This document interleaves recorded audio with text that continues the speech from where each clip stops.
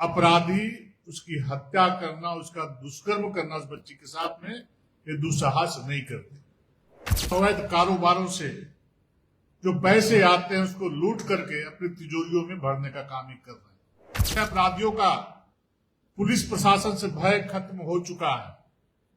यह घटना उस बात को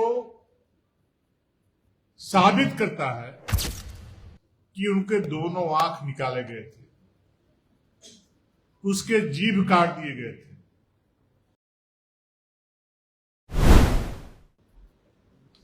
आप सबको आज 10वीं का दिन भी है और रामनवमी के पावन पर्व के अवसर पर आप सबों को बधाई, शुभकामना। सबों का प्रभु श्री राम कल्याण करें, ऐसी मैं मंगल कामना करता हूं। पत्रकार मित्रों,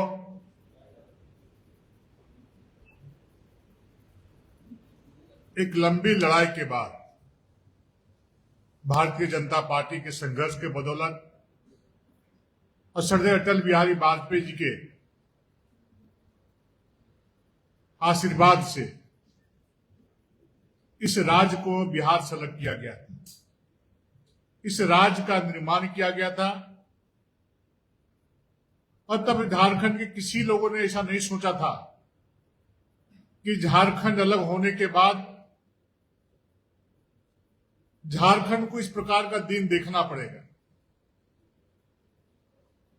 और जब जब इस राज्य में कांग्रेस के समर्थन से झारखंड मुक्ति मोर्चा के नेतृत्व में सरकार बनी है, तब तब बीच चौराहे पर झारखंड के लोगों को, झारखंड को लोगों ने खड़ा करने का काम किया है।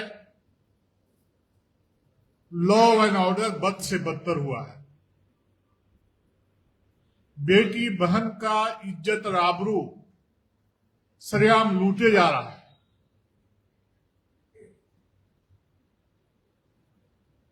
और जब हम लोगों को सूचना मिली कि हजारीबाग जिला के बिशुनगढ़ प्रखंड अंतर्गत कुसुम्बा गांव के रहने वाले एक नन्ही सी बेटी, जब पूरा दुनिया, पूरा देश, पूरा झारखंड मर्यादा पुरुषोत्तम राम के जन्म दिवस को लोग उत्साह से मनाने की तैयारी कर रहे थे, गांव गांव में मंगलवारी जुलूस निकल रहा था। उत्साह से पूरे लोग भक्ति भाव से लोग इस प्रकार के कार्यक्रम लोग करने का काम कर रहे थे। लेकिन जिस प्रकार से हम लोगों ने देखा और सुना कि उस कुसुम्बा गांव में रहने वाली एक बच्ची जब मंगलवारी जुलूस में जा रही थी अपने गांव में, कल मैं गया था उस गांव में, मेरे साथ वहां के माननीय सांसद श्री मनीष जायसवाल जी, पूर्व नेता प्रतिपक्ष श्री अमर बावरी जी, हजारीबाग के माननीय विधायक श्री प्रदीप प्रसाद जी, बगोदर के माननीय विधायक श्री नागेंद्र महतो जी, बरकट्ठा के माननीय विधायक श्री अमित यादव जी, रामगढ़ के माननीय विधायक श्री रोशन लाल चौधरी जी, हजारीबाग के जिला अध्यक्ष श्री विवेकानंद सिंह जी सहित सैकड़ों लोग उस गांव में हम लोग पहुंचे थे। कितनी दरिंदगी के साथ, जब एक तरफ हम मां दुर्गा का आराधना करने का काम कर रहे हैं, चैती दुर्गा गांव गांव में मनाए जा रहे हैं, पूजा पाठ कर रहे हैं, दुर्गा स्वरूपी, दुर्गा रूपी एक बेटी के साथ इतना अन्याय अत्याचार हो रहा है। वह बेटी भी उस मंगलवारी जुलूस, उस गांव में जो निकाला गया था, उस मंगलवारी जुलूस में शरीक होते हुए जा रही थी। लेकिन जब पानी पीने के लिए बगल में गई, वहां के गांव वालों ने बतलाया, उसी बीच चूंकि भीड़ काफी थी, अपराधी तत्व के लोग उसका अपहरण कर लिए और अपहरण करने के पश्चात उसके साथ दुष्कर्म करने का काज किया और उसके बाद उसका जघन्य हत्या करने का काम किया। और रात में लोग खोजबीन किए परंतु पता नहीं चला कहां गई नहीं गई।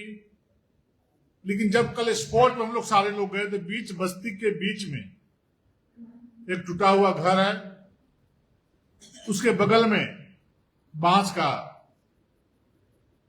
पेड़ कहे या पौधा कहे लगा हुआ है, झाड़ियां थी।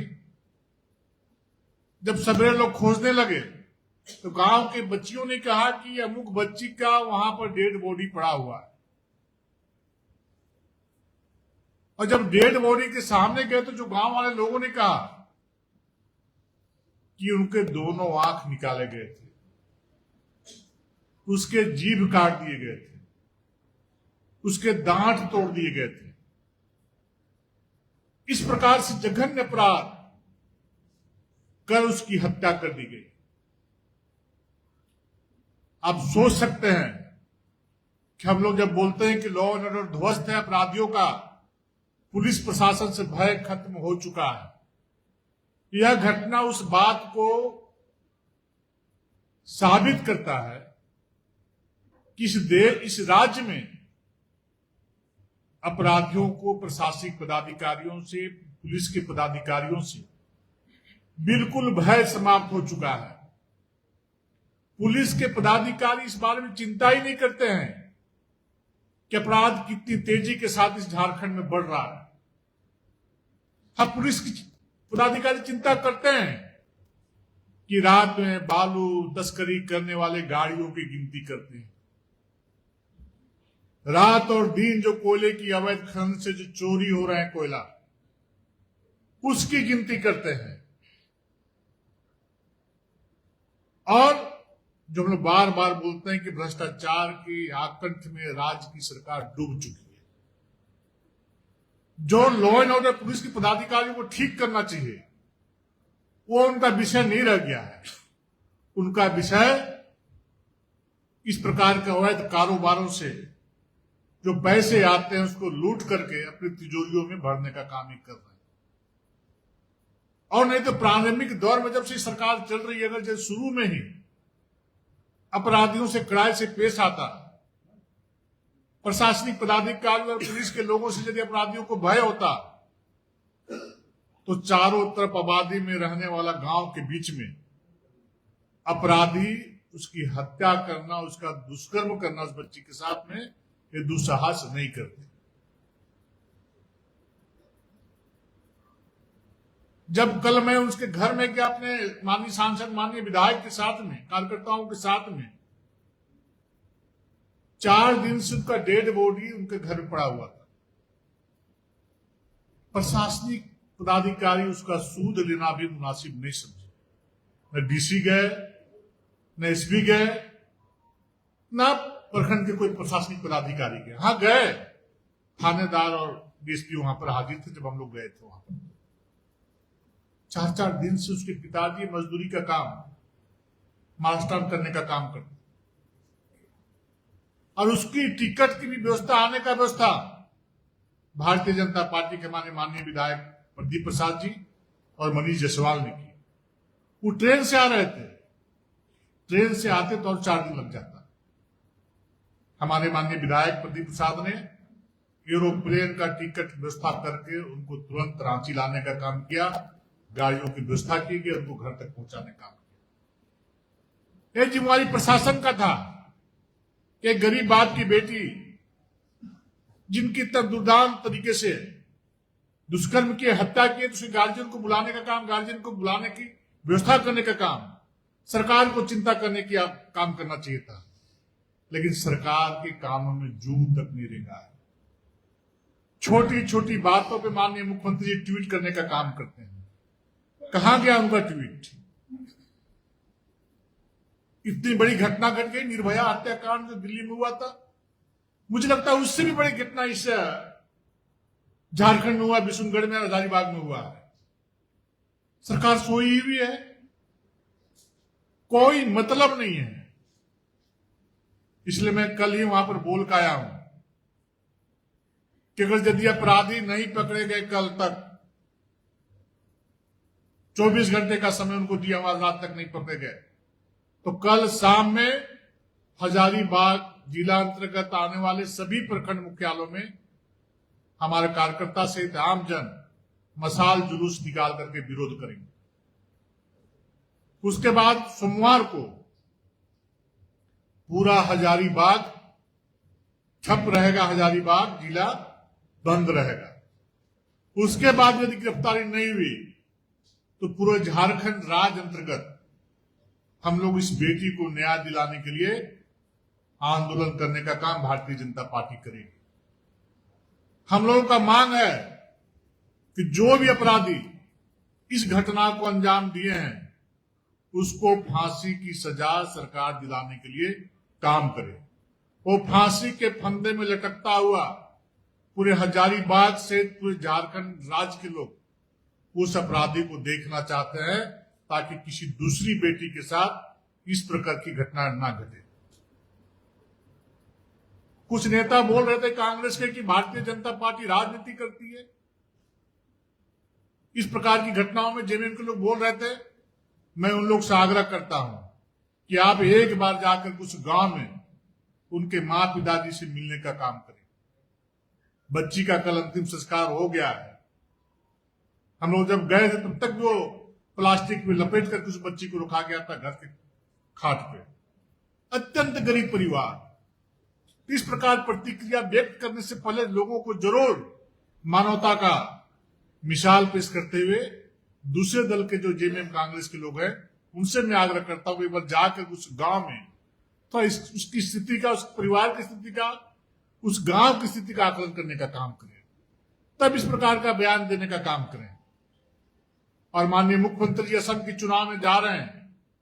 माननीय मुख्यमंत्री से मैं कहना चाहूंगा कि जब चुनाव के प्रचार में जाएं, आप वहां चुनाव लड़ना चाह रहे हैं, तो जरूर आप ये बतलाएं कि हमारे राज्य में मेरे नेतृत्व में चलने वाली सरकार में इस प्रकार से देवी स्वरूपा बेटी और बहनों के साथ अन्याय और अत्याचार हो रहा है। हम लॉ एंड ऑर्डर को कंट्रोल नहीं कर पाएंगे। ये जरूर लोगों को बताने का काम करें। ये हमारा माननीय मुख्यमंत्री से आग्रह और मांग है। बहुत बहुत धन्यवाद। नहीं, तो हम नहीं कर सकते, तो प्रशासन का काम है। अगर यदि हम बोलते हैं कि कौन हो सकता था तो हम ही कल अपराधी को दबोच करके प्रशासन को सुपुर्द कर देते। नहीं, ऐसी कोई जानकारी हम लोग को नहीं दी गई है। हम लोगों ने प्रशासन से मांग किया, सरकार से मांग किया है कि अविलंब अपराधी पकड़े जाएं, तो भारतीय जनता पार्टी के कार्यकर्ता सड़कों पर उतर करके क्रमवार आंदोलन पूरे राज्य में करेंगे। परिवार की सुरक्षा की बात आपके विधायक कर रहे थे। नहीं, निश्चित रूप से हमने भी वहां पर बोला है लोगों को। हमारे मीडिया के कुछ मित्र वहां पर पहुंचे हुए थे कि चूंकि जब उसकी बेटी की जब गांव के बीच में, घरों के बीच में जब इस प्रकार की घटना का अंजाम दिया सकता है, तो कल मुजरिम पकड़े जाएंगे, अपराधी पकड़े जाएंगे तो उनके परिवार पर लोग अटैक कर सकते हैं। इसलिए उनकी सुरक्षा की मुकम्मल व्यवस्था की जाए। और हमने मांग किया है कि एक सरकारी नौकरी उनके पिताजी को दें, चूंकि मजदूरी करने का काम बाहर में कर रहे हैं, और मृतक परिवार को 50 लाख रुपया सरकार मुआवजा दे।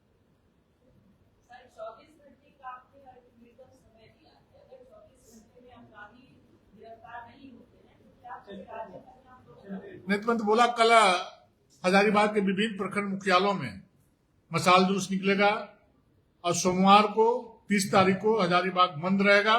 उसके बावजूद भी यदि अपराधी नहीं पकड़े जाते हैं तो पूरे प्रदेश में क्रमवार भारतीय जनता पार्टी के कार्यकर्ता इस विषय को लेकर के आंदोलन करेंगे। और हाँ, 30 तारीख को हमारी महिला मोर्चा की बहनें राज्य में आने वाले सभी जिला मुख्यालयों पर धरना प्रदर्शन करने का काम करके विरोध करने का काम करेंगे।